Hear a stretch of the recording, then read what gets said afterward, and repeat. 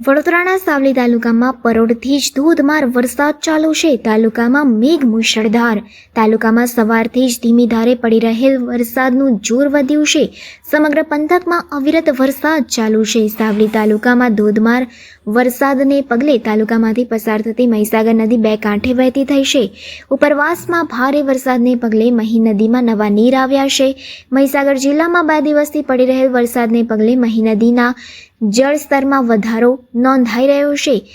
સારા વરસાદને પગલે વણાંક બોરી ડેમમાં પાણીનું સ્તર વધતા મહી નદીમાં પાણી છોડવામાં આવતા મહી નદી બે કાંઠે વહેતી થઈ છે। સાવલીના લાંછનપુર, કનોડા, પોઈચા, ગળતેશ્વર, ભાદરવા જેવા નદી કિનારે આવેલ ગામોને એલર્ટ કરવામાં આવ્યા છે।